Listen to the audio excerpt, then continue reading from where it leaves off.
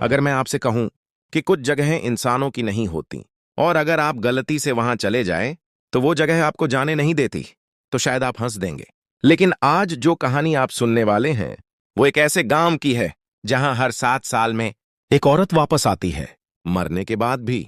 अगर आप सच्ची और रोंगटे खड़े कर देने वाली कहानियां सुनना पसंद करते हैं तो वीडियो को लाइक करें और ऐसी ही डरावनी और रहस्यमयी कहानियों के लिए हमारे चैनल को सब्सक्राइब जरूर करें। अब कहानी शुरू होती है। मेरा नाम अजय है और यह घटना साल 1999 की है। मैं उस समय 24 साल का था और शहर में नौकरी करता था। लेकिन मेरे पिता की अचानक तबीयत बिगड़ने की वजह से मुझे अपने गांव लौटना पड़ा। गांव का नाम था भैरवपुर, उत्तर प्रदेश के पूर्वी हिस्से में बसा एक छोटा सा गांव। चारों तरफ खेत, बीच में कच्ची गलियां और पश्चिम दिशा में एक पुराना तालाब जिसे लोग 7वां तालाब कहते थे। बचपन से सुनता आया था उस तालाब के पास रात में मत जाना, लेकिन कभी किसी ने साफ कारण नहीं बताया। बस इतना कहा जाता, वहां उसकी छाया रहती है। किसकी? इसका जवाब हमेशा आधा ही मिलता। मैं दोपहर में गांव पहुंचा। सब कुछ बदला हुआ लगा। लोग पहले जैसा खुलकर नहीं हंस रहे थे। मेरे घर पहुंचते ही मां ने मुझे गले लगाया, लेकिन उनकी आंखों में खुशी से ज्यादा बेचैनी थी। शाम होते ही पिता ने मुझे बुलाया और कहा, अजय, रात को घर से बाहर मत निकलना और अगर निकलो तो पश्चिम की तरफ बिल्कुल मत जाना। मैं मुस्कुराया। पापा, अब मैं बच्चा नहीं हूं। उन्होंने मेरी आंखों में सीधा देखते हुए कहा, वो फिर दिखी है। मेरी मुस्कान वहीं रुक गई। कौन? उन्होंने जवाब नहीं दिया। उस रात मुझे नींद नहीं आई। करीब 12:40 बजे होंगे। मैं आंगन में खाट पर लेटा था। अचानक तालाब की दिशा से जैसे पानी में किसी के उतरने की आवाज आई। छप! फिर सन्नाटा। मैं उठकर बैठ गया। गांव में रात को कोई तालाब में क्यों जाएगा? मैंने दूर देखने की कोशिश की। आधी चांदनी थी और तभी मैंने उसे देखा। तालाब के किनारे एक औरत खड़ी थी। सफेद नहीं, लाल नहीं, बस एक गीली फीकी साड़ी। उसके बाल कमर तक खुले थे। वो बिल्कुल स्थिर खड़ी थी। मैंने सोचा शायद कोई गांव की औरत होगी, लेकिन फिर वो धीरे धीरे पानी की तरफ बढ़ी और बिना पानी में उतरे उसकी परछाई पानी में उतर गई। मेरे पूरे शरीर में जैसे बर्फ भर गई। वो अभी भी जमीन पर खड़ी थी, लेकिन उसकी परछाई पानी में चल रही थी, धीरे अंदर की तरफ। मैंने आंखें मली। परछाई गायब और वो औरत भी। सुबह गांव में खबर फैल गई, रघुवीर काका की भैंस तालाब के पास मरी मिली, बिना चोट, बिना बीमारी, बस आंखें खुली हुई। गांव में फुसफुसाहट शुरू हो गई। 7 साल पूरे हो गए, वो फिर आ गई। मैंने पहली बार खुलकर पूछा, कौन? तब गांव के सबसे बूढ़े आदमी हरिराम दादा बोले, वो जो तालाब में डूबी थी लेकिन मरी नहीं थी। मैं सन्न रह गया। कहानी धीरे धीरे खुली। साल 1978 में एक औरत थी, सावित्री। उस पर इल्जाम लगा था कि वो अपशगुन है। उसके पति की मौत हुई, फिर 2 बच्चों की। लोगों ने कहा वो अशुभ है। एक रात पंचायत बैठी और उसे गांव छोड़ने को कहा गया, लेकिन वो नहीं गई। सुबह उसका शव तालाब में मिला। लोगों ने कहा उसने आत्महत्या की, लेकिन हरिराम दादा ने धीरे से कहा वो खुद नहीं कूदी थी। उस रात मैं सच जानने के लिए तालाब की तरफ गया। करीब 1 बजे। हवा में अजीब सी नमी थी। मेंढकों की आवाज अचानक बंद हो गई और फिर पानी में लहर उठी। कोई अंदर से बाहर आ रहा था। धीरे धीरे पानी से एक हाथ बाहर निकला, फिर कंधा, फिर चेहरा। वही औरत, लेकिन उसका शरीर पानी से बाहर आ रहा था और उसकी परछाई जमीन पर खड़ी थी। मैं जड़ हो गया। उसने मेरी तरफ देखा। उसकी आंखों में गुस्सा नहीं था, बस एक सवाल। और उसने बहुत धीमी आवाज में कहा, 7। बस इतना। फिर वो गायब। अगले दिन गांव में एक बच्चा बीमार पड़ा, गले पर नीले निशान। मेरे दिमाग में खिड़की पर खरोंच की आवाज गूंज गई, जो रात में आई थी। मेरे कमरे की दीवार पर मिट्टी से बनी थीं 7 लकीरें। यहां से कहानी धीरे धीरे खुलती है। तालाब के नीचे छुपा सच, पंचायत का अपराध, 7 लोगों की मौत का रहस्य और असली वजह कि हर 7 साल में क्यों कुछ होता है। उस रात दीवार पर बनी 7 लकीरों को देखकर मेरी रीढ़ में जैसे बर्फ उतर गई थी। सुबह होते ही गांव में दूसरी खबर फैल गई। दूसरा बच्चा भी बीमार। नाम था मोनू, उम्र 9 साल। लक्षण वही, तेज बुखार, गले पर नीले निशान और रात में बड़बड़ाना। मैं उसके घर गया। उसकी मां रो रही थी। बच्चा बेसुध पड़ा था। मैंने पास जाकर सुना। वो बुखार में बार बार एक ही शब्द बोल रहा था, पानी, मत जाओ। 7। मेरे कानों में जैसे धमाका हुआ। 7। क्या ये सब संयोग था? दोपहर को मैंने हरिराम दादा से अकेले में बात की। मैंने साफ पूछा, तालाब में उस रात क्या हुआ था? उन्होंने पहले टालने की कोशिश की, फिर बोले, सच सुनोगे तो चैन नहीं मिलेगा। मैं चुप रहा। उन्होंने बताया, उस रात पंचायत में 7 आदमी थे।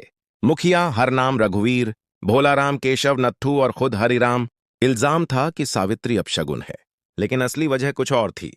तालाब के पास की जमीन बहुत कीमती थी। सावित्री के पति की मौत के बाद वो जमीन उसके नाम हो गई थी। कुछ लोग चाहते थे वो जमीन छोड़ दे। जब उसने मना किया तो उसे डायन घोषित कर दिया गया। मैंने पूछा, तो क्या उसे धक्का दिया गया था? हरिराम दादा की आंखें भर आईं। हमने उसे घेरा था। वो खुद पीछे हटती गई और तालाब में गिर गई। हमने हाथ नहीं बढ़ाया। मेरे भीतर गुस्सा उबलने लगा। और अब उन्होंने मेरी तरफ देखा। अब 7 में से 3 मर चुके हैं। मैं सन्न। क्या मतलब? पिछले 21 साल में हर 7 साल में एक मरता है। मैंने गिनती की। 1978 घटना, 1985 नत्थू की मौत, 1992 केशव की मौत, 999। अब इस साल कौन? हरिराम दादा की उंगलियां कांप रही थीं। अब बचे हैं 4। उसी रात तीसरी घटना हुई। भोलाराम की अचानक मौत। दिल का दौरा बताया गया, लेकिन गांव में फुसफुसाहट शुरू हो चुकी थी। वो हिसाब ले रही है। अब बीमार बच्चों की गिनती भी 3 हो चुकी थी और पंचायत वाले बचे थे 4। क्या ये सिर्फ बदला था या कोई और राज छुपा था? मैंने फैसला किया, तालाब के नीचे क्या है ये पता करना होगा। अगली दोपहर मैं और मेरा दोस्त दीपक नाव लेकर तालाब में उतरे। पानी गहरा था। बीच में अचानक ठंड बढ़ गई, जैसे नीचे से बर्फ उठ रही हो। मैंने रस्सी बांधी और गोता लगाया। नीचे कीचड़ था और कुछ सख्त चीज पैर से टकराई। मैंने हाथ से टटो, लकड़ी का बक्सा। मैंने उसे ऊपर खींचने की कोशिश की। भारी था। दीपक की मदद से किसी तरह बाहर निकाला। किनारे लाकर खोला। अंदर चूड़ियां, एक टूटी हुई मांग टीका और एक कपड़े में लिपटा कागज। कागज सड़ा हुआ था, लेकिन कुछ शब्द पढ़े जा सकते थे। मैं डायन नहीं हूं। अगर मुझे कुछ हुआ तो जिम्मेदार। नीचे 7 नाम लिखे थे। वही 7। मेरे हाथ कांपने लगे। मतलब सावित्री को पता था। उसे अंदाजा था कि उसके साथ क्या होने वाला है। शाम को मैंने पंचायत के बचे लोगों को बुलाया। मैंने बक्सा उनके सामने रखा। सबके चेहरे पीले पड़ गए। मुखिया ने पहली बार नजरें झुका लीं। मैंने पूछा, क्या ये बदला है या डर? हरिराम दादा बोले, शायद दोनों। उसी रात चौथी घटना हुई। रघुवीर की तबीयत बिगड़ी। गले पर हल्का नीला निशान। अब खेल साफ था। बच्चे और वो 7 आदमी, जैसे कोई अदृश्य कड़ी थी। मैंने सोचा, अगर बदला लेना होता तो वो सिर्फ उन्हीं 7 को मारती। बच्चों को क्यों? आधी रात में फिर तालाब गया। इस बार अकेला। हवा बिल्कुल बंद। पानी शीशे जैसा स्थिर। और अचानक पानी में हल्की लहर उठी। वो फिर सामने थी। इस बार आधा शरीर पानी में, आधा बाहर। मैंने हिम्मत करके पूछा, तुम बच्चों को क्यों बीमार कर रही हो? उसकी आवाज धीमी थी। मैं नहीं। तो कौन? वो चुप। फिर बोली, 7 में से एक अभी जिंदा है, जो सबसे ज्यादा दोषी है। मैंने पूछा, कौन? उसने मेरी तरफ देखा और कहा, जिसने धक्का दिया था। मेरे पैरों तले जमीन खिसक गई। मतलब किसी ने सच में धक्का दिया था और वो नाम उस कागज पर नहीं था। सुबह मैंने फिर कागज देखा। 7 नाम थे, लेकिन मुखिया का नाम नहीं था। मैं समझ गया, उसने अपना नाम खुद हटाया था। असल में 7 नहीं, 8 लोग थे और असली धक्का देने वाला अभी जिंदा था। सुबह होते ही मैं सीधे मुखिया के घर पहुंचा। वो आंगन में चारपाई पर बैठे थे। चेहरे पर थकान, लेकिन आंखों में बेचैनी। मैंने बिना भूमिका के पूछा, उस रात वहां 8 लोग थे ना? उन्होंने मुझे घूर कर देखा। क्या बकवास कर रहे हो? मैंने जेब से वो सड़ा हुआ कागज निकाला। इन 7 नामों में आपका नाम नहीं है, लेकिन हरिराम दादा ने कहा था पंचायत में आप भी थे। उनका चेहरा सख्त हो गया। कुछ सेकंड तक वो चुप रहे, फिर बोले, नाम लिखने वाली वो थी जिसे मरना था। मेरे भीतर गुस्सा उबल पड़ा। क्या आपने उसे धक्का दिया था? आंगन में जैसे हवा जम गई। उनके होंठ सूख गए। धीरे से बोले, वो खुद पीछे हट रही थी। और आपने? उन्होंने जवाब नहीं दिया, बस नजरें झुका लीं। उसी शाम चौथी खबर आई, रघुवीर मर गया। अब 7 में से 4 जा चुके थे और बीमार बच्चों की गिनती भी 4। गांव में डर अब खुला घूम रहा था। लोग रात होते ही दरवाजे बंद कर लेते। तालाब की दिशा में कोई नहीं जाता। उस रात मैं सो नहीं पाया। करीब 1 बजे बाहर से कदमों की आहट आई। धीरे धीरे, जैसे कोई नंगे पैर चल रहा हो। मैंने दरवाजा खोला। वो सामने थी, इस बार जमीन पर खड़ी। पहली बार पूरी तरह। चेहरा साफ, आंखों में वही थकान, लेकिन अब उनमें एक अजीब चमक भी थी। मैंने पूछा, क्या तुम उन्हें मार रही हो? वो बोली, मैं नहीं, उनका डर मार रहा है। मैं समझ नहीं पाया। बच्चे क्यों बीमार हो रहे हैं? उसने धीरे से कहा, पानी साफ है, लेकिन सच गंदा है। मैं सन्न रह गया। मतलब? वो बोली, जिसने धक्का दिया था वो सिर्फ मुझे नहीं मारना चाहता था, वो जमीन चाहता था। मेरे दिमाग में बिजली कौन थी? तालाब वाली जमीन, आज भी सबसे महंगी, और आज भी मुखिया के नाम। अगले दिन मैंने तहसील जाकर पुराने कागज निकलवाए। तालाब की जमीन घटना के 1 महीने बाद मुखिया के नाम ट्रांसफर हो गई थी। मैं सब समझ चुका था, लेकिन एक सवाल बाकी था। बच्चों का क्या? मैंने पानी की फिर से जांच करवाई। रिपोर्ट आई, पानी बिल्कुल साफ, कोई जहर नहीं। फिर बीमारी कैसे? मैं डॉक्टर से मिला। उसने कहा, यह बीमारी नहीं, डर है। बच्चों ने सुना है गांव में डायन आई है, दिमाग असर ले रहा है। मैं चौंक गया। मतलब आधा खेल अफवाह का था। उसी रात 5वां बच्चा बीमार पड़ा, और उसी रात मुखिया की हालत बिगड़ी। उन्हें भी बुखार और गले पर हल्का नीला निशान। अब खेल सीधे उन पर था। मैं उनके घर पहुंचा। वो बिस्तर पर पड़े थे, आंखों में खौफ। उन्होंने मेरा हाथ पकड़ा। वो आई थी। मैंने पूछा, क्या बोली? उनकी आवाज कांप रही थी। उसने कहा, 8वां नाम भूल गए? मेरे शरीर में सिहरन दौड़ गई। उस रात मैं फिर तालाब गया। आसमान में बादल थे, हवा भारी, पानी काला दिख रहा था, और वो वहीं थी। इस बार पानी के ऊपर नहीं, पानी के भीतर खड़ी, जैसे तल पर खड़ी होकर ऊपर देख रही हो। मैंने चिल्लाकर पूछा, क्या चाहती हो? उसकी आवाज पानी के भीतर से आई, सच। क्या करूं? उन्हें बोलने दो। अगली सुबह मैंने पंचायत बुलवाई। गांव के सामने मुखिया को भी लाया गया। कमजोर, कांपते हुए मैंने सबके सामने कहा, सच बोलिए। पहले वो चुप रहे, फिर अचानक रो पड़े। मैंने धक्का दिया था। पूरा गांव सन्न। वो मुझे जमीन नहीं दे रही थी। गुस्से में धक्का दिया।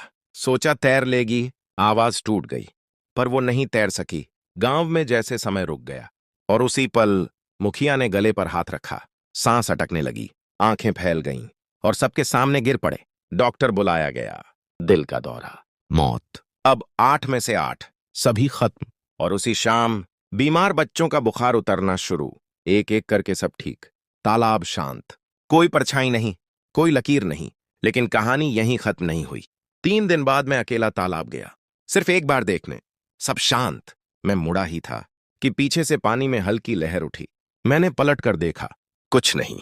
लेकिन पानी में मेरी परछाई के पीछे एक और परछाई खड़ी थी। मैंने सांस रोक ली, और फिर धीरे धीरे वो परछाई मेरी परछाई से अलग होकर पानी में वापस चली गई। उस दिन मुझे समझ आया, वो बदला लेने नहीं आई थी, वो सच बुलवाने आई थी। डायन वो नहीं थी, डायन डर था। और जब सच सामने आ गया तो उसकी जरूरत खत्म हो गई। मुखिया की मौत के बाद गांव में जैसे भारी बोझ उतर गया। लोगों ने कहा, अब सब ठीक है। तालाब पर फिर से औरतें कपड़े धोने लगीं, बच्चे किनारे खेलते दिखने लगे। लेकिन मुझे चैन नहीं था, कुछ अधूरा था। क्योंकि उस रात पानी में जो दूसरी परछाई मैंने देखी थी, वो सावित्री की नहीं थी, वो मेरी ऊंचाई की थी। मैंने दोबारा कागज देखे। जमीन ट्रांसफर की तारीख, घटना के 29 दिन बाद। लेकिन एक और दस्तावेज था, तालाब के किनारे की आधी जमीन मेरे पिता के नाम। मेरे हाथ कांप गए। मैं घर पहुंचा। पिता चुप बैठे थे। मैंने कागज उनके सामने रख दिए। उन्होंने एक बार देखा और आंखें बंद कर लीं। आप भी थे उस रात? कुछ सेकंड चुप्पी, फिर बहुत धीमी आवाज, मैं 8वां नहीं, 9वां था। मेरी सांस रुक गई। क्या? उन्होंने बताया, उस रात पंचायत में 7 लोग थे, मुखिया 8वां और वो 9वां। उन्होंने सीधे धक्का नहीं दिया था, लेकिन जब सावित्री पानी में हाथ मार रही थी, उन्होंने हाथ बढ़ाया नहीं। मैं डर गया था। उनकी आवाज टूट रही थी। अगर मैं बचा लेता तो सब मेरे खिलाफ हो जाते। मेरे भीतर कुछ टूट गया। मतलब सच अभी भी पूरा सामने नहीं आया था। उसी रात मुझे फिर खरोंच की आवाज आई। इस बार दीवार पर नहीं, दरवाजे पर। धीरे धीरे 7 बार। मैंने दरवाजा खोला, कोई नहीं। लेकिन जमीन पर मिट्टी से बना एक गोला था, उसमें 9 लकीरें। 7 नहीं, 9। अगले दिन पिता की तबीयत अचानक बिगड़ गई। तेज बुखार, गले पर हल्का नीला निशान। मैं सुनना, क्या हिसाब अभी बाकी था? मैं भागकर तालाब पहुंचा। तुम चाहते क्या हो? मैं चिल्लाया। पानी शांत, फिर बीच में हल्की लहर। वो उभरी। इस बार पहली बार उसके चेहरे पर सख्ती थी। मैंने कहा, मुखिया मर गया, बाकी भी। अब मेरे पिता क्यों? उसकी आवाज ठंडी थी। सच पूरा नहीं हुआ। क्या सच? जिसने देखा। और चुप रहा। वो भी दोषी है। मेरे पैरों तले जमीन खिसक गई। मैं घर लौटा। पिता की हालत खराब। उन्होंने मेरा हाथ पकड़ा। अजय, अगर वो आए तो बोल देना। मैंने माफी मांग ली। मैंने गुस्से में कहा, आपको उस रात बोलना चाहिए था। उनकी आंखों से आंसू बह रहे थे। मैं कायर था। आधी रात, घर के बाहर सन्नाटा। अचानक कमरे का दरवाजा खुद खुला। हवा नहीं थी। मैंने देखा, वो कमरे के अंदर थी। पहली बार घर के भीतर। पिता उसे देख पा रहे थे। उनकी आंखों में खौफ नहीं, पछतावा था। उन्होंने फुसफुसाकर कहा, माफ कर दो। कुछ सेकंड सब शांत। फिर पिता की सांस अटकने लगी। मैं चिल्लाया, रुको। वो मेरी तरफ मुड़ी। उसकी आंखों में गुस्सा नहीं था, बस एक गहरा दुख। और उसने कहा, मैं लेने नहीं आई, याद दिलाने आई हूं। इतना कहकर वो पीछे हटी। दरवाजा बंद। हवा वापस। पिता की सांस धीरे धीरे सामान्य। गले का निशान हल्का पड़ने लगा। सुबह तक उनका बुखार उतर गया। न कोई मौत, न कोई हादसा। मैं समझ गया, वो बदला लेने नहीं आई थी। वो चाहती थी हर वो इंसान जिसने देखा और चुप रहा, कम से कम एक बार स्वीकार करे, सच बोले। उस दिन पिता पंचायत के सामने खड़े हुए।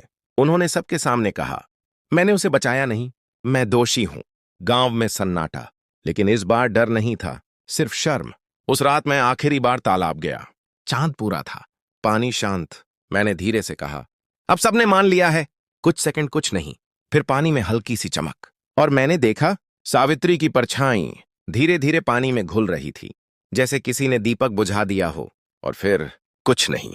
सालों गुजर गए। तालाब अब बस तालाब है, कोई छाया नहीं, कोई लकीर नहीं। लेकिन मैं एक बात समझ गया, डायन कभी पैदा नहीं होती, उसे बनाया जाता है। डर से, लालच से, और सबसे ज्यादा चुप्पी से। अगर आपको यह कहानी सोचने पर मजबूर कर गई तो वीडियो को लाइक करें, और ऐसी ही सच्ची और रहस्यमयी डरावनी कहानियों के लिए हमारे चैनल को अभी सब्सक्राइब करें। अगली कहानी शायद आपके गांव की हो।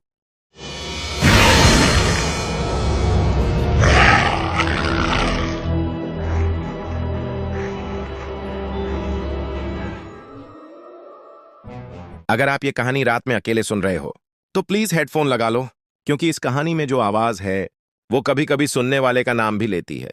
ये कहानी है एक ऐसे गांव की जहां रात 12-13 बजे के बाद कोई अपना नाम नहीं लेता, क्योंकि अगर किसी ने अंधेरे में तुम्हारा नाम लिया और तुमने जवाब दे दिया तो अगली सुबह लोग तुम्हें नहीं, तुम्हारे घर के बाहर सिर्फ मिट्टी में बने उल्टे पैरों के निशान पाएंगे। अब कहानी शुरू होती है। काली परछाई, भाग 1। यह घटना 2019 की है। मैं उस समय झारखंड के एक दूर दराज इलाके में डॉक्यूमेंट्री शूट करने गया था। जगह का नाम था बरियातू घाटी। घाटी के पास एक छोटा सा गांव था, धुरवा टोला। दिन में सब सामान्य था। बच्चे खेलते थे, औरतें कुएं से पानी भरती थीं, मर्द खेतों में काम करते थे। लेकिन जैसे ही सूरज पहाड़ी के पीछे जाता, पूरा गांव बदल जाता। दरवाजे बंद, खिड़कियां बंद, चूल्हे जल्दी बुझा दिए जाते, और सबसे अजीब बात, कोई भी रात में किसी का नाम लेकर नहीं बुलाता था। मैं जिस घर में ठहरा था उसके मालिक का नाम था हरिनाथ। पहली ही रात मैंने देखा उसने दरवाजा बंद करके उसके सामने लोहे की दरांती टिका दी। मैंने पूछा, चोरी का डर है क्या? वो बोला, यहां चोरी करने कोई नहीं आता, यहां लेने कोई आता है। उसकी आंखों में जो डर था वो मजाक नहीं था। पहली रात के करीब 12 बज रहे थे। मैंने रिकॉर्डर ऑन रखा था। सोचा गांव की रात की आवाजें रिकॉर्ड करूंगा। लेकिन कोई आवाज नहीं थी। ना कुत्ते भौंक रहे थे, ना झींगुर, ना हवा, पूरा सन्नाटा। और तभी ठप, जैसे कोई बहुत भारी चीज जमीन पर रखी गई हो। मैं उठ बैठा। फिर ठप, इस बार थोड़ा पास। ये कदमों की आवाज नहीं थी। ऐसा लग रहा था जैसे कोई भारी शरीर जमीन पर पूरा वजन डालकर चल रहा हो। मैंने खिड़की से बाहर झांका। अंधेरा, लेकिन मुझे लगा जैसे गली के मोड़ पर कुछ खड़ा है। और तभी बहुत साफ आवाज में किसी ने फुसफुसाकर मेरा नाम लिया, रंजीत। मेरी रीढ़ में बर्फ सी उतर गई। आवाज बहुत पास से आई थी, लेकिन कमरे में कोई नहीं था। मैंने जवाब नहीं दिया। कुछ सेकंड बाद फिर आवाज आई, इस बार थोड़ी धीमी, रंजीत बाहर आओ। मेरे हाथ कांप रहे थे। मैंने दरवाजा खोलने की गलती नहीं की। करीब 2 मिनट बाद सब शांत हो गया। अगली सुबह मैंने बाहर निकलकर देखा, दरवाजे के सामने मिट्टी में निशान थे, लेकिन वो पैरों के निशान सीधे नहीं थे, पैर उल्टी दिशा में थे। एडी आगे, पंजा पीछे। मैंने हरिनाथ को दिखाया। उसका चेहरा पीला पड़ गया। वो बोला, तुम्हें बुलाया था ना? मैंने पूछा, कौन? वो बोला, छाया। गांव में उसे यही कहते थे। कोई उसका असली नाम नहीं लेता। कहते हैं वो पहले नाम लेकर बुलाता है। अगर तुम जवाब दे दो तो वो तुम्हारे घर के अंदर आ जाता है। अगर नहीं देते तो वो 3 रात तक कोशिश करता है, और तीसरी रात वो सामने आकर खड़ा हो जाता है। दूसरी रात, उस दिन पूरे गांव में खबर फैल गई कि शहर वाला को बुलाया गया है। लोग मुझे अजीब नजर से देखने लगे, जैसे मैं अब बचने वाला नहीं। रात को हरिनाथ ने मुझे एक बात कही, अगर आज फिर आवाज आए तो कुछ भी हो, जवाब मत देना, चाहे वो तुम्हारी मां की आवाज में बुलाए। मैं हंसने की कोशिश कर रहा था, लेकिन अंदर से डर बैठ चुका था। रात 12:13, फिर वही ठप ठप। इस बार आवाज घर के ठीक बाहर थी। फिर दरवाजे पर हल्की खरोंच, जैसे नाखून रगड़े जा रहे हों। मैं जड़ हो गया, और तभी मेरी मां की आवाज आई, बिल्कुल साफ, बेटा दरवाजा खोल। मेरे गले में शब्द अटक गए। आवाज बिल्कुल मेरी मां जैसी थी, लेकिन मेरी मां उस समय 800 किलोमीटर दूर थी। मैंने आंखें बंद कर लीं, जवाब नहीं दिया। कुछ सेकंड बाद खरोंच की आवाज तेज हो गई। फिर अचानक सब शांत, लेकिन जाते जाते दरवाजे के नीचे से एक काली छाया अंदर घुसी और दीवार पर चढ़ गई। मैंने साफ देखा, दीवार पर परछाई थी, लेकिन कमरे में कोई नहीं, और उस परछाई के पैर उल्टे थे। यहीं से असली खेल शुरू हुआ, क्योंकि तीसरी रात वो सिर्फ बुलाने नहीं आया, वो अंदर आया। तीसरी रात पूरे गांव में सन्नाटा था। ऐसा लग रहा था जैसे सबको पता हो कि आज कुछ होने वाला है। हरिनाथ ने उस रात मुझे अपने कमरे में सुलाने से मना कर दिया। वो बोला, आज अगर वो आए तो उसे अंदर आने देना, भागने की कोशिश मत करना, क्योंकि जो भागता है वो बचता नहीं। उसकी आंखों में डर नहीं था, स्वीकार था। तीसरी रात 12:13। घड़ी ने जैसे ही 12:13 बजाए, कमरे की हवा अचानक भारी हो गई। ऐसा लगा जैसे किसी ने कमरे की ऑक्सीजन खींच ली हो। मैंने सांस ली, लेकिन सीना पूरा नहीं भर रहा था। फिर ठप, इस बार आवाज घर के अंदर से आई। मैंने दरवाजे की तरफ देखा। दरवाजा बंद था, कुंडी लगी थी, लेकिन दरवाजे के नीचे की दरार से काला धुआं अंदर घुसने लगा। धीरे धीरे वो धुआं कमरे के बीच में जमा होने लगा।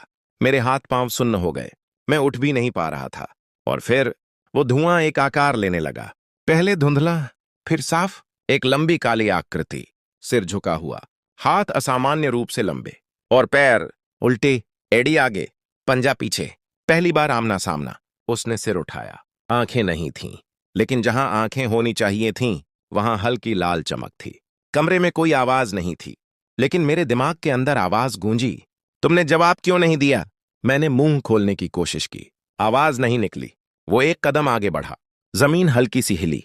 उसके कदम की आवाज नहीं आई, लेकिन जमीन ने उसे महसूस किया। फिर उसने हाथ बढ़ाया, उसकी उंगलियां लंबी, पतली, असामान्य। उसका हाथ मेरे चेहरे के पास आकर रुक गया, और अचानक मेरे दिमाग में कुछ तस्वीरें चमकने लगीं। पुरानी घटना, एक सूखा कुआं, रात, एक औरत रो रही है, सिंदूर बिखरा हुआ, और उसी कुएं में धक्का। मैंने देखा, वर्ष 1987, गांव की एक औरत, सरस्वती, उसे चुड़ैल कहकर गांव वालों ने उसी सूखे कुएं में धक्का दे दिया था। उसने आखिरी बार किसी को पुकारा था, लेकिन किसी ने जवाब नहीं दिया। वो रात में मर गई, और अगले 3 महीने में गांव के 3 लोग रहस्यमय तरीके से गायब हो गए। तब से रात में नाम लेकर बुलाने वाली आवाज शुरू हुई। वर्तमान में वापसी। मैं अचानक होश में आया। वो काली आकृति अब भी मेरे सामने थी।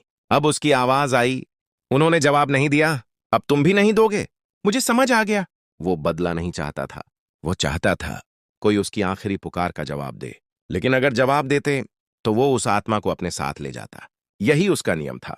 अचानक हमला। उसने झटके से अपना हाथ मेरी छाती पर रखा। मेरे पूरे शरीर में ठंडक दौड़ गई। ऐसा लगा जैसे दिल रुक जाएगा। मैं जमीन पर गिर पड़ा। कमरा घूमने लगा, और तभी बाहर से हरिनाथ की आवाज आई, मत बोलना। अगले ही पल दरवाजा खुद ब खुद खुल गया। तेज हवा अंदर आई, और वो काली आकृति अचानक पीछे हट गई, जैसे कोई उसे रोक रहा हो। दरवाजे के बाहर गांव के 3 बुजुर्ग खड़े थे, हाथ में दीपक और लाल धागे। वे मंत्र नहीं पढ़ रहे थे, बस शांत खड़े थे। उनमें से एक ने कहा, हमने गलती की थी, आज से उसका नाम लिया जाएगा।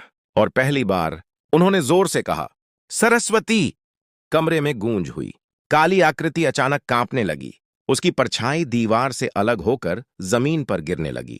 और फिर एक तेज चीख, लेकिन वो चीख डरावनी नहीं थी, दर्द भरी थी। कुछ सेकंड बाद कमरा खाली था।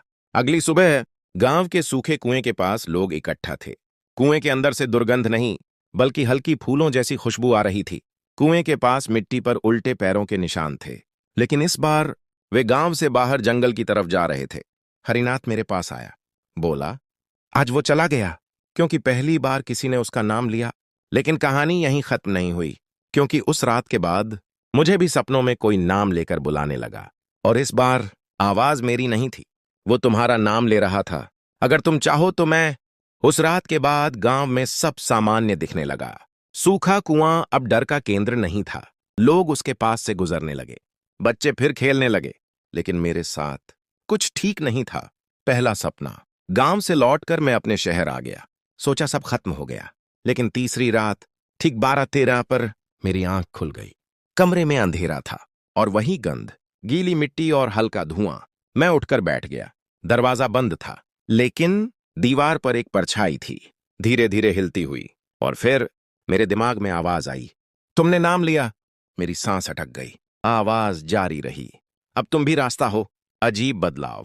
उस दिन से मेरे साथ कुछ चीजें होने लगीं। जहां भी जाता लोग मुझे घूरते। कई बार कोई अनजान आदमी अचानक पूछता, आपने कभी किसी को नाम लेकर बुलाया है? एक बार ऑफिस में एक सहकर्मी ने मजाक में मेरा नाम फुसफुसाकर पुकारा। जैसे ही मैंने उसकी तरफ देखा, उसकी आंखें कुछ सेकंड के लिए लाल चमकी, और फिर सब सामान्य। मैंने सोचा शायद मेरा वहम है, लेकिन रात में फिर वही सपना। इस बार कुआं नहीं था, एक लंबा खाली मैदान था, और उस मैदान के बीच में अकेला खड़ा था। अचानक चारों तरफ उल्टे पैरों के निशान बनने लगे, और आवाज आई, अब तुम्हारी बारी है। सच्चाई का पता। मैं डर गया। मैंने उस गांव के एक बुजुर्ग को फोन लगाया। उन्होंने बहुत देर चुप रहने के बाद कहा, जब कोई उसका नाम लेता है तो वो उससे बंध जाता है। मैंने कहा, लेकिन हमने उसे मुक्त किया था। बुजुर्ग बोले, मुक्ति और जुड़ाव अलग चीज है। वो अब तुम्हारे जरिए देखता है। मेरे पैरों तले जमीन खिसक गई। मतलब अब वो मुझसे जुड़ा था। डरावनी घटना। एक रात मैंने सोचा सब खत्म कर दूं। मैंने जानबूझकर अंधेरे में कहा, सरस्वती। कमरा अचानक ठंडा हो गया, हवा रुक गई, और मेरे पीछे से आवाज आई, तुमने बुलाया। मैंने पीछे मुड़ने की हिम्मत नहीं की, लेकिन मेरी परछाई मेरे सामने दीवार पर दिख रही थी, और उसके पीछे एक और बड़ी परछाई खड़ी थी। उल्टे पैर, लंबे हाथ। लेकिन इस बार वो गुस्से में नहीं था, वो शांत था, जैसे इंतजार कर रहा हो। असली राज धीरे धीरे मुझे समझ आया। वो बदला लेने वाला प्रेत नहीं था, वो अधूरी पुकारों की परछाई था। जो लोग अनसुनी आवाजों को छोड़ देते हैं, उनके नाम पर वो आता है, और जिसने एक बार उसका नाम लिया, वो उसकी दुनिया और हमारी दुनिया के बीच पुल बन जाता है। अब मुझे एहसास हुआ, गांव में मैंने उसे मुक्त नहीं किया था, मैंने उसे रास्ता दिया था। आखिरी डरावना पल। आज भी अगर रात के 12-13 पर आपको अचानक लगे कि किसी ने आपका नाम लिया और कमरे में हल्की मिट्टी की गंध आए, तो तुरंत जवाब मत देना, क्योंकि हो सकता है वो आपके घर नहीं आया हो, वो मेरे जरिए आपको देख रहा हो, और शायद अब उसका अगला रास्ता आप हों। उस रात के बाद मैं समझ गया था, अगर कुछ नहीं किया तो ये सिलसिला खत्म नहीं होगा। वो अब गांव तक सीमित नहीं था, वो मेरे साथ जुड़ चुका था, और अगर मैं कुछ नहीं करता तो शायद किसी और का नाम अगली बार लिया जाता। आखिरी कोशिश। मैं फिर से झारखंड लौटा। बरियातू घाटी, वही सूखा कुआं, वही मैदान, लेकिन इस बार माहौल अलग था। गांव वाले मुझे देखकर खुश नहीं हुए, उनके चेहरे पर चिंता थी। हरिनाथ ने धीरे से कहा, तुम्हें वापस नहीं आना चाहिए था। मैंने कहा, जब तक ये खत्म नहीं होगा मैं चैन से नहीं रहूंगा। गांव के सबसे बुजुर्ग आदमी, रामचरण बाबा, ने एक बात कही, परछाई को खत्म नहीं किया जा सकता, उसे सिर्फ स्वीकार किया जाता है। मैंने पूछा, कैसे? उन्होंने कहा, आज रात 12-13 पर तुम अकेले कुएं के पास जाओगे, और जो भी हो पीछे मुड़कर नहीं देखोगे। अगर तुमने डर दिखाया तो वो तुम्हारे अंदर घर बना लेगा। अंतिम रात, रात 12:10। मैं सूखे कुएं के पास खड़ा था। चांद पूरा था, लेकिन अजीब बात, मेरी परछाई जमीन पर नहीं थी। 12:13। हवा अचानक रुक गई, पेड़ स्थिर, कुआं अंदर से जैसे सांस ले रहा हो, और फिर ठप ठप कदमों की भारी आवाज मेरे पीछे। लेकिन मैंने मुड़कर नहीं देखा। फिर आवाज आई, तुम क्यों लौटे? मैंने पहली बार जवाब दिया, धीरे से, ताकि रास्ता बंद कर सकूं। कुछ सेकंड सन्नाटा, फिर ठंडी हवा का तेज झोंका, और जमीन पर उल्टे पैरों के निशान बनने लगे। वो मेरे चारों तरफ घूम रहा था। मैं स्थिर खड़ा रहा। डर था, लेकिन भागा नहीं। असली सामना। अचानक कुएं के अंदर से रोने की आवाज आई, और उसी पल मेरे सामने जमीन पर एक पुरानी लाल साड़ी गिर गई, सिंदूर से सनी हुई। आवाज आई, उन्होंने मुझे अनसुना किया, तुम भी करोगे? मैंने गहरी सांस ली और कहा, नहीं। मैंने साड़ी उठाई, धीरे से कुएं के पास रख दी, और कहा, अब तुम्हारा नाम लिया जाएगा, तुम्हें भुलाया नहीं जाएगा। जैसे ही ये शब्द निकले, हवा तेज हो गई, पेड़ झूमने लगे और पहली बार मैंने उसे सामने देखा। काली आकृति, लंबी, उल्टे पैर, लेकिन इस बार उसकी आंखों में लाल चमक नहीं थी, बस खालीपन। वो कुछ सेकंड मुझे देखता रहा, फिर धीरे धीरे धुएं में बदल गया और कुएं के अंदर उतर गया। अगली सुबह गांव में अजीब शांति थी। सूखे कुएं में पहली बार पानी दिखाई दिया, हल्का, साफ। गांव वालों ने उस जगह पर दीपक जलाया और हर साल उस रात अब उसका नाम लिया जाता है ताकि कोई आवाज फिर अनसुनी न रहे। लेकिन मैं शहर लौट आया, सब सामान्य लग रहा था। लेकिन कल रात 12 पर मेरे फोन पर एक नोटिफिकेशन आया, अनजान नंबर से। सिर्फ एक मैसेज, धन्यवाद, अब अगली बारी किसी और की है। और उसी पल मेरे कमरे की दीवार पर मेरी परछाई के पीछे कुछ सेकंड के लिए एक और बड़ी परछाई उभरी, उल्टे पैरों वाली। अब तुम ये कहानी सुन रहे हो। अगर आज रात 12:13 पर तुम्हें अपना नाम फुसफुसाते हुए सुनाई दे तो जवाब मत देना, क्योंकि कुछ रास्ते बंद नहीं होते, बस आगे बढ़ जाते हैं। मैंने सोचा था सब खत्म हो गया। गांव में पानी लौट आया, हर साल उसका नाम लिया जाने लगा। सूखा कुआं अब पूजा की जगह बन गया। लेकिन कुछ चीजें खत्म नहीं होती, वो बस रूप बदल लेती हैं। शहर में नई शुरुआत या नई गलती। शहर लौटने के बाद मैंने उस घटना पर एक वीडियो बनाया। मैंने सोचा सच बताना चाहिए, लोगों को पता होना चाहिए कि अनसुनी आवाजें भी कभी कभी लौटती हैं। वीडियो अपलोड हुआ। पहले दिन 300 व्यूज, दूसरे दिन 800, तीसरे दिन 2100 कमेंट्स आने लगे। कई लोगों ने लिखा, भाई ये कहानी सुनने के बाद रात 12:13 पर मुझे भी किसी ने नाम लेकर बुलाया। मैंने सोचा लोग मजाक कर रहे होंगे, लेकिन फिर एक कमेंट ने मुझे जमा दिया। एक यूजर ने लिखा, आपने उसका नाम लिया, इसलिए अब वो स्क्रीन के रास्ते भी आ सकता है। उसका प्रोफाइल फोटो काला था, नाम नहीं था, बस खाली त्वारथेइंग लाइव। मैंने हिम्मत की, सोचा आज 12:10 पर लाइव जाऊंगा, सच सामने आएगा। लाइव शुरू हुआ, लगभग 400 लोग जुड़ गए। 12:12 मैंने कैमरे की तरफ देखा और कहा, अगर वो सच में है तो आज सामने आए। 12:13 लाइव में अचानक साउंड कट गया। लोग कमेंट कर रहे थे, भाई आपके पीछे कुछ है। मैंने पीछे देखा, कमरा खाली, लेकिन स्क्रीन पर मेरे पीछे दीवार पर एक परछाई दिख रही थी जो मेरी नहीं थी। उसके पैर उल्टे थे, असली सच। तभी मेरे दिमाग में वही आवाज गूंजी, तुमने रास्ता खोला। मैं समझ गया। गांव में मैंने उसे मुक्त नहीं किया था, मैंने उसे सीमित रखा था।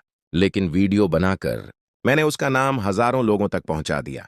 अब वो सिर्फ कुएं या गांव तक सीमित नहीं था, वो कहानी के जरिए सुनने वालों तक पहुंच सकता था।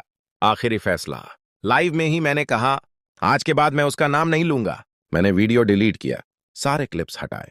लेकिन इंटरनेट से कुछ भी पूरी तरह नहीं मिटता। कुछ लोगों ने वीडियो डाउनलोड कर लिया था, कुछ ने रीअपलोड कर दिया। रास्ता अब फैल चुका था। आज की रात, आज फिर 12:13 है। मैं ये कहानी लिख रहा हूं। कमरे में हल्की मिट्टी की गंध है, दीवार पर मेरी परछाई साफ दिख रही है, लेकिन उसके पीछे एक और परछाई खड़ी है। वो हिलती नहीं, बस देखती है। और मुझे लगता है वो अब मुझसे नहीं, तुमसे जुड़ चुका है, क्योंकि तुमने भी ये कहानी सुनी, तुमने भी उसका नाम पढ़ा। और नियम यही है, जो नाम जान ले वो रास्ता बन जाता है। अगर आज रात 12:13 पर तुम्हें हल्की फुसफुसाहट सुनाई दे तो जवाब मत देना, क्योंकि कुछ परछाइयां जाती नहीं, बस अगला घर ढूंढ लेती हैं।